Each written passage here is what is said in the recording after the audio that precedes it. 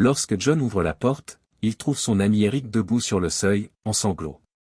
Eric, qu'est-ce qui s'est passé? Viens ici. Il pleut dehors. Ils sont entrés dans le salon de John et se sont assis. Kelly, la femme de John, entre et demande, Eric, tu as un problème. Oh, chérie, pourrais-tu nous accorder un moment? Peut-être pourriez-vous vous rendre dans un endroit comme le centre commercial, demande John à Kelly. Elle s'exécuta et partit, tandis que John restait assis, attendant qu'Eric dise quelque chose. Eric, tu sembles manifestement préoccupé. Dis-moi de quoi il s'agit et je pourrais peut-être t'aider, remarque John. Je suis venu ici à cause de cela. Je compte sur toi, acquiesce Eric. D'accord. Comment pourriez-vous m'aider, moi, un homme, à retrouver ma confiance? Quoi? Qu'est-ce que tu veux dire, demande Jean. Cela fait 3 ans que je ne me sens plus moi-même, que je ne suis plus l'homme que j'étais, explique Eric. Tu fais référence à quelque chose de précis, demande Jean. Cela fait maintenant 3 ans que je suis en couple avec Lisa, explique Eric. C'est un mot que je connais. Mais encore une fois, qu'est-ce que cela signifie exactement, demande Jean. Oh, je m'en souviens. Êtes-vous en train de dire que Lisa a été avec d'autres hommes au cours des 3 dernières années, demande John, incrédule. Pas avec d'autres hommes, mais simplement avec un seul homme, répond Eric. Et qui est-ce, demande Jean. C'est Marc, répond Eric. Marc? Les 3 années que tu as passées avec ta femme, demande Jean avec incrédulité. Oui, acquiesce Eric. Pourquoi n'avez-vous pas mis fin à cette relation au début, demande Jean. J'ai d'abord trouvé une grande excitation à ce sujet. C'est ce que je désirais. Je voulais voir Lisa aux côtés d'un autre homme. Bien que Lisa l'ait incité à lui rendre visite le plus souvent possible pour être avec elle, j'ai supposé que ce serait pour une seule fois. Il m'a regardé et a ri, explique Eric. Il m'a fait remarquer qu'il savait pourquoi elle voulait le voir. Cela fait 3 ans que Marc vient chez vous pour être avec Lisa, car je ne peux rien faire ni dire. Ce n'est pas habituel, a demandé John. Elle se rend chez lui de temps en temps, et il arrive qu'ils partent en week-end. Ils viennent de partir pour le week-end, dit Eric. Pourquoi les laissez-vous continuer à agir de la sorte, demande John. Je ne suis pas assez fort pour les arrêter. J'ai fait un effort. Marc m'a battu, m'a attaché et m'a conseillé de ne plus jamais essayer, je le regretterai. Lisa m'a simplement ri au nez, avoue Eric. John, je n'ai pas vu ma femme depuis 3 ans. Je ne peux même plus dormir dans le même lit qu'elle. Marc reste avec elle quand il est là, elle reste seule quand il n'est pas là. J'ai passé 3 ans à dormir dans la chambre d'amis. Bon sang, Eric, tu as vraiment merdé. Tu dois surveiller Marc avec Lisa alors que tu vas au travail, que tu ramènes ton salaire à la maison et que tu paies l'hypothèque et les autres factures. C'est vraiment horrible, dit John. Ils m'interdisent de les voir à l'avenir. Je n'ai pas le droit, ils ne me laissent les voir qu'à l'occasion de notre anniversaire de mariage et de mon anniversaire. D'autres fois, a ajouté Eric. Tu as dit que tu avais besoin de mon aide. Comment puis-je t'aider, demande John. Je veux que tu m'aides à divorcer. J'ai besoin que tu t'assures qu'il ne me blesse pas et qu'elle ne puisse pas m'en dissuader. Je crains de céder. John, je ne veux pas abandonner. Je dois l'éviter. J'ai besoin de ton aide pour cela, remarque Eric, qui s'effondre. Très bien, Eric, pour l'instant, je vais t'aider. Allons dans mon bureau et occupons-nous des papiers du divorce. Avez-vous signé un contrat prénuptial? Demande John. Oui, répond Eric d'un signe de tête. D'accord, nous l'utiliserons pour être sûr de défendre notre position lors du divorce, lui assure John. Après avoir terminé les formalités administratives, John appelle son ami Steve, qui voit ses parents en ville. Steve, c'est John. Je te demande une de ces faveurs que tu me dois. Bien sûr, mec, répond Steve. Qu'est-ce qui se passe ici? Mon ami Eric doit quitter la ville et disparaître pendant un certain temps. Je veux que tu l'emmènes avec toi et que tu le laisses rester chez toi un petit moment, même si tu pars bientôt. Bien sûr, pas de problème, assure Steve. Vous n'aurez qu'à le livrer à mes parents quand il sera prêt. Steve répondit et John alla chercher Eric à l'extérieur de la ville. John était déjà sous le porche lorsque Marc et Lisa sont rentrés à la maison d'Eric et Lisa le dimanche soir. John M, que fais-tu ici? Demanda Marc à leur retour. Lisa s'est penchée sur la question. Elle tenait la main de Marc avec appréhension, car leur connexion était restée secrète jusqu'à présent. Je suis ici et je t'attends. Moi? Demanda John. Pourquoi n'es-tu pas à l'intérieur avec Eric? Lisa a demandé, Eric n'est pas là. En fait, je t'attends pour lui. Quoi? Ton sujet est quoi? Jean se lève, va vers Marc et Lisa et lui tend un paquet contenant les papiers du divorce. Considérez-les comme des documents officiels. John commença à passer à côté d'eux pour se rendre à sa voiture. En ouvrant le dossier, Lisa a étudié les documents relatifs au divorce.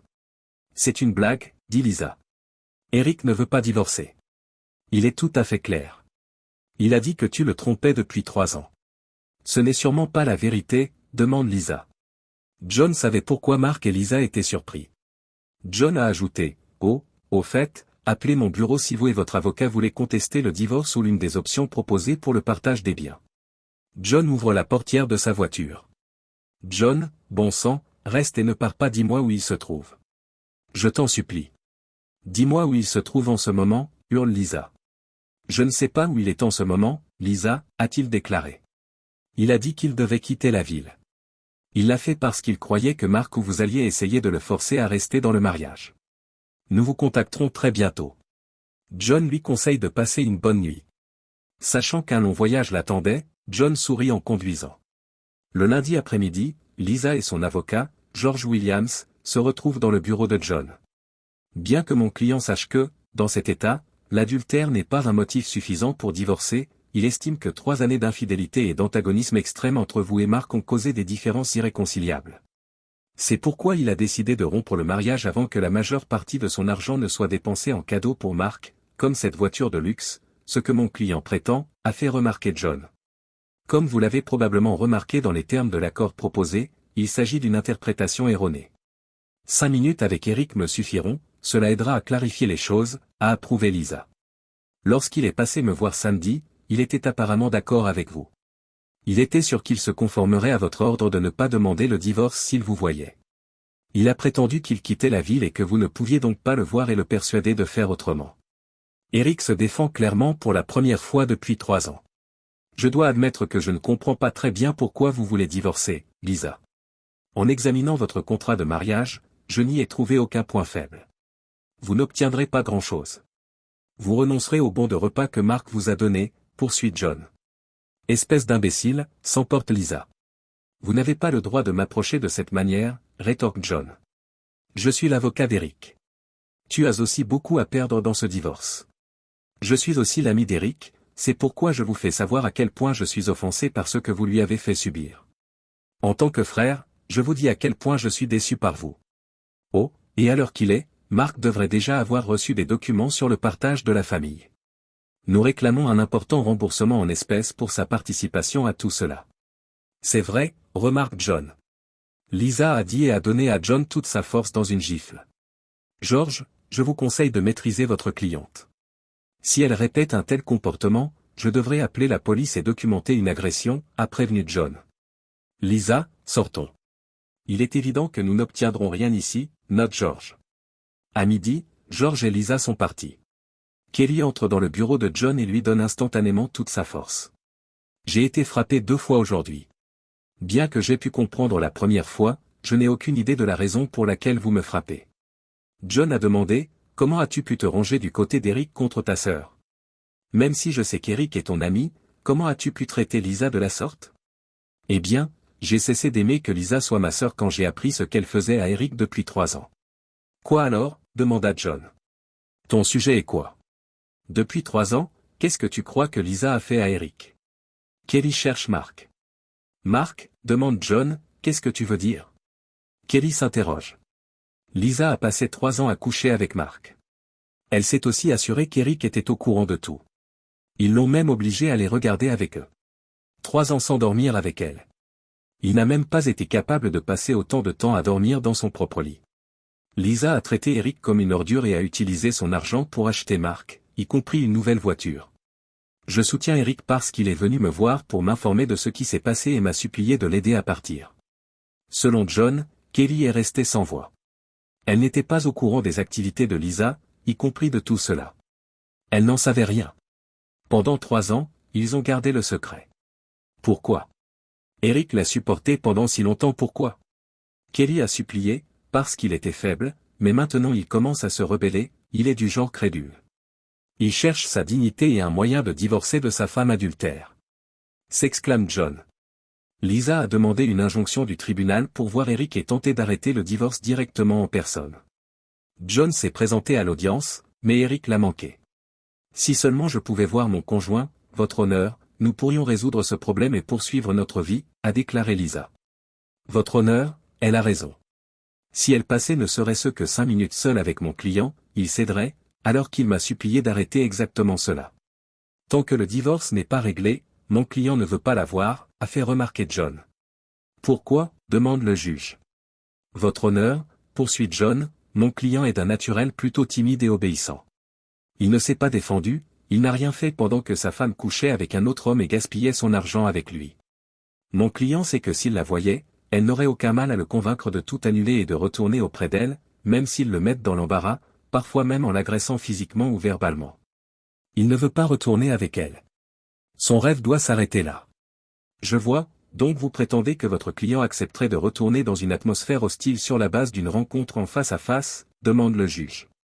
En effet, votre honneur, répondit John. Dans ce cas, je respecterai les préférences de votre client. Ce tribunal ne va pas imposer une conférence en face à face. Le juge a conseillé, soyez raisonnable. Je dois lui rendre visite. Vous devez l'obliger à venir me parler. Jeune femme, vous avez de la chance que je ne sois pas le juge qui décidera de votre divorce si cette affaire est jugée. D'après ce que j'ai compris des faits, vous n'avez aucune raison d'insister. Votre seule chance de rester dans le mariage est de persuader votre partenaire de passer outre ce divorce. Mais laissez-moi vous dire une chose, la contrainte est un délit, et si vous vous retrouvez à le convaincre contre son gré, vous aurez affaire à quelque chose de bien plus terrible qu'un divorce. Vous risquez la prison. Le juge a fait remarquer que Lisa avait appliqué toutes les tactiques possibles et imaginables pour amener Eric à la voir. Pendant ce temps, John fait avancer le divorce. Bien que Lisa ait exhorté George à retarder le divorce autant que possible, 6 mois plus tard, John a demandé au tribunal d'entendre l'affaire et de rendre une décision. Le juge a décidé qu'Eric serait présent, même si Lisa n'a cessé d'essayer de l'en empêcher. Lisa a finalement pensé avoir une chance lorsque l'affaire a été présentée, mais le juge a émis une ordonnance restrictive à son encontre. John, ainsi que d'autres amis d'Eric, le surveillaient attentivement 24 heures sur 24, 7 jours sur 7, pour s'assurer qu'elle ne pouvait pas s'approcher de lui. Le premier jour du procès, Lisa est arrivée en avance. Alors que John et Eric entrent, Lisa se lève et se précipite vers Eric. « Oh, chérie, tu m'as manqué. Dis au juge que nous n'avons pas besoin de ça. »« Tout ira bien, » dit Lisa. Eric n'a rien dit en silence, il s'est juste tourné vers John. Ce dernier se tourna vers Lisa. « Tu perds ton temps, Lisa. » Eric est sur le point de retrouver sa dignité, la virilité que Mark et toi lui avez volée il y a presque 4 ans, déclare John. Au début de l'audience, George a fait tout ce qu'il pouvait pour préparer le dossier afin d'empêcher le divorce, mais il s'est rendu compte que le combat était terminé. Il se concentre davantage sur la contestation de l'accord prénuptial et propose un règlement. C'est ensuite que John a eu l'occasion de montrer son interprétation. Votre honneur, j'ai envoyé des vidéos et des photos de la liaison de Lisa et Mark ainsi que de leur harcèlement à l'égard de ma cliente. Vous avez examiné ces documents. Mon client aimait sa femme et, pour être honnête, il l'aime encore aujourd'hui. Mais après 3 ans de trahison, d'abus, d'infidélité et de dépenses de son argent en cadeau pour elle, il a été poussé à bout. Le point de rupture a été atteint le vendredi soir, après quoi il est venu me voir pour entamer la procédure de divorce. Comme elle le faisait habituellement avant de partir, la femme de mon client et son amant partaient en week-end. En entendant l'amant de sa femme lui dire à quel point il était ravi qu'elle l'ait enfin laissé la mettre enceinte avec tout ce que mon client avait enduré, il a été intrigué. Il a craqué pour la première fois à l'idée de perdre l'enfant d'une autre personne comme s'il s'agissait du sien. 3 ans plus tard, il a commencé à se rebeller. Il est venu me voir parce qu'il n'allait pas accepter que sa femme ait un enfant avec un autre homme. Il m'a demandé de l'aider à sortir de ce pétrin. Pour s'éloigner d'elle et revenir à la vie réelle, il m'a demandé de l'assister dans sa demande de divorce. J'ai tout fait pour le soutenir. Votre honneur, sa femme et son avocat ont essayé d'empêcher le divorce en utilisant tous les outils à leur disposition, tous les trucs du livre. Vous savez donc pourquoi, votre honneur, demande John. Bien que cela doive être consigné, j'ai une assez bonne idée. Continuez, s'il vous plaît, a répondu le juge. Elle a insisté pour que soit rédigé un contrat de mariage très strict lorsque mon client et sa femme se sont mariés. À l'époque, mon client occupait un emploi de débutant alors qu'elle en avait un très bien rémunéré. Pensant qu'il serait toujours avec elle, il a signé le contrat. Aujourd'hui, son rêve est le papier qu'elle a utilisé pour se défendre au début du mariage. En fin de compte, ce document stipule sans équivoque qu'aucune pension alimentaire ne sera versée à l'époux. Il stipule également que le pourcentage de leurs revenus combinés que chacun d'entre eux apporte déterminera la manière dont tous leurs actifs financiers seront divisés. 2 ans après leur mariage, mon client a été promu à un poste de direction et contribue désormais à plus de 75% de leurs revenus combinés. Par conséquent, même s'il reste 2 ans avant que sa promotion ne soit entièrement prise en compte, il obtiendra toujours plus de 70% de l'ensemble de leurs avoirs financiers. L'accord prénuptial indique également très clairement que le bien appartient à celui qui le possède. La femme de mon client possédait 2 propriétés modestes dans un quartier de la ville où la valeur des biens avait chuté avant le mariage. Mon client était propriétaire de la maison dans laquelle il vivait. Votre honneur, l'épouse de mon client risque de perdre l'accès à une somme d'argent importante si le divorce est prononcé en raison des documents bancaires. Cette propriété s'est améliorée et la région environnante a connu une augmentation de la valeur des biens immobiliers, la valeur de sa propriété a donc plus que quadruplé. Il y a 2 mois, elle a déjà essayé de déménager, mais mon client a judicieusement gelé ses avoirs jusqu'à ce que le divorce soit prononcé. En voici la preuve. Mon client a fourni un règlement conforme aux stipulations de l'accord prénuptial, votre honneur. L'épouse de mon client et son avocat ont contesté l'accord proposé, ainsi que la validité du contrat de mariage. Toutefois, elle a insisté pour que le contrat soit établi en premier et l'a soigneusement rédigé pour qu'il soit aussi puissant que possible. Elle a réussi à le rendre inattaquable en cas de divorce. Malheureusement pour elle, cela se retourne contre elle. John dit, je vais me retirer pour examiner les faits de l'affaire et prendre une décision. Nous nous retrouverons ici à 2 heures. Tout le monde attendait le retour de la juge dans la salle d'audience lorsqu'elle remarqua, les amis de John et d'Eric ont méticuleusement veillé à ce que Lisa évite Eric pendant la pause de 2 heures. Après avoir examiné tous les faits de cette affaire, j'ai décidé de déposer une demande de divorce. Eric veut manifestement partir, tandis que Lisa se bat pour conserver son ticket de restaurant. Non, vous ne pouvez pas faire cela, a répondu le tribunal. Je ne suis pas d'accord avec cela. Il n'y a pas d'accord sur ce point. Si je préfère ne pas divorcer, vous ne pouvez pas m'y contraindre. En fait, dit Lisa, je peux légalement le faire. Ce mariage est rompu. Je déclare officiellement cette session ajournée. John se tourne vers Eric. Le juge a dit, félicitations. Vous appartenez à la classe des hommes libres. John a proposé de tendre la main, mais Eric l'a serré dans ses bras. Merci, John. Je ne pourrai jamais me racheter. Tu m'as donné bien plus que la liberté. Tu m'as aidé à retrouver ma dignité. Eric remarque, je suis content d'avoir pu aider. Les vacances chez mes parents peuvent sembler un peu embarrassantes maintenant, mais c'est un peu coûteux. Je voulais savoir ce que tu pensais de ta nouvelle voiture, a demandé Jean. J'en suis très heureux. J'en aurais acheté une moi-même si elle n'avait pas acheté la Market Challenger, ajoute Eric. John a souri lorsque nous sommes arrivés avec l'ordonnance du tribunal pour la lui reprendre. C'était très amusant, a déclaré John. John et Eric ont quitté la salle d'audience comme ils le faisaient toujours. Tous deux ont souri en voyant Lisa assise en train de sangloter.